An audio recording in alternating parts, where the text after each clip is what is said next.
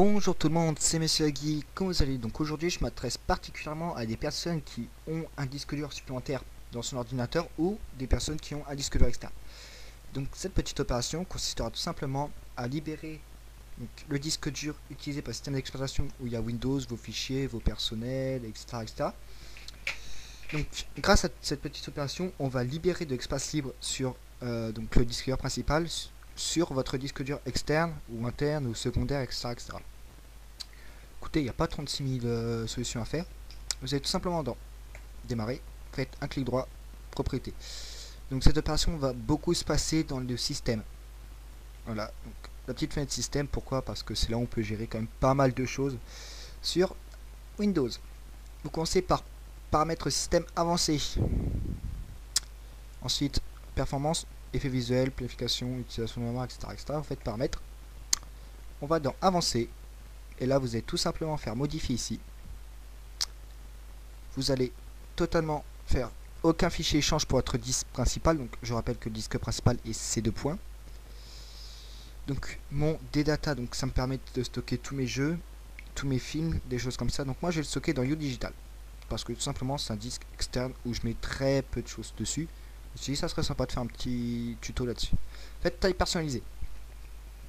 Simplement, moi, ce que je fais, je mets de là. Je vais mettre de recommander à louer actuellement. Donc pour taille initiale mégaoctet, je vous conseille de mettre 5364 mégas si vous avez 4 Go de RAM. Si vous en avez 2, je vous conseille de mettre 4098. Si vous en avez 3, vous arrondissez à 4000. Et pour taille maximale méga, je vous conseille de mettre 6000. Donc je vous rappelle que là, on est sur mon disque dur externe, donc ce qui ne touche absolument pas le disque dur interne et principal de l'ordinateur. Faites définir, voilà, et là, vous faites aucun fichier d'échange. Définir. Si vous activez le fichier d'échange ou une taille initiale, faites oui tout simplement parce que Windows va se rendre compte que tout simplement que le fichier d'échange est sur G2 points, donc votre disque dur secondaire ou externe. Ok. Les modifications que vous effectuez réussissent le démarrage sur votre ordinateur afin d'être pris en compte. Je pense qu'on va pas redémarrer maintenant, sinon ça va casser tout le tuto. Donc maintenant, on va faire appliquer, ok, et on va aller dans protection du système. Voilà. Tout simplement que sur Acer, voilà, donc mon disque dur principal, on peut voir que la protection du système est activée. Donc ce qu'on va faire, on va tout simplement, comment je peux vous dire, on va échanger le fichier entre le disque dur principal C et le disque dur secondaire G. Écoutez, il n'y a pas tant d'instructions, faites configurer, désactiver la protection du système, on applique. C'est encore un message d'erreur que Windows gueule, ok. Voilà, vous faites ok. Et là vous êtes dans YouDigital G, configurer. Vous faites ne restaurer que les versions précédentes. Et là, vous montez jusqu'à 5% de votre disque dur. Moi sincèrement sur mon disque dur j'ai que 80 Go, donc je vais pas vraiment le bourrer, mais si vous avez un disque plus puissant en termes de capacité de giga, c'est le moment, bourrez-le à fond. On applique, ok. On fait redémarrer ultérieurement, donc la prochaine, le prochain tuto qui va suivre en fait, c'est quelque chose d'un petit peu plus compliqué. C'est tout simplement de déplacer les cookies, les fichiers temporaires, tout simplement dans le disque dur externe et non dans le disque dur principal.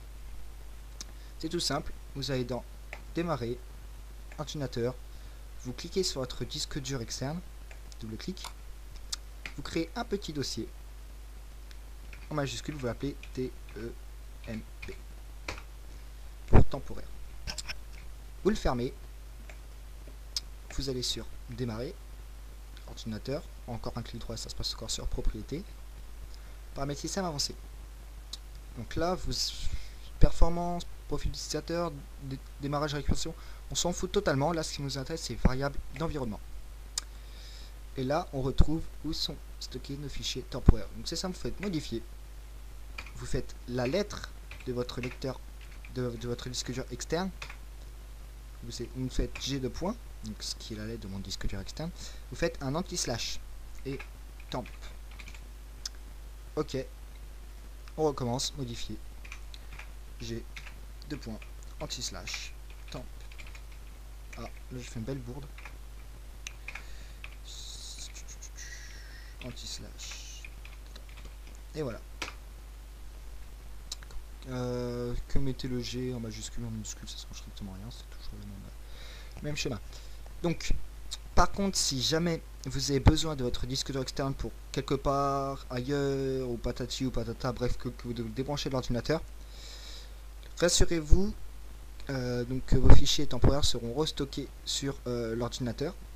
Mais ça se peut que ça vous fasse 2-3 bugs. Par exemple, si vous voulez télécharger un logiciel, ça peut vous faire patati patata, la source d'accès temporaire n'est pas disponible. Dans ce cas là, vous avez juste à redémarrer votre ordinateur. Donc normalement ça a dû vider un tout petit peu d'espace. Ouais, j'ai gagné à peine 1 giga. Donc ça peut être 1 giga de gagné, 1 giga c'est pas rien. J'espère que ce petit tuto vous aura plu. N'hésitez pas à vous abonner, un petit pouce bleu, ouais bleu, puis partagez surtout, ça me ferait horriblement plaisir. Allez.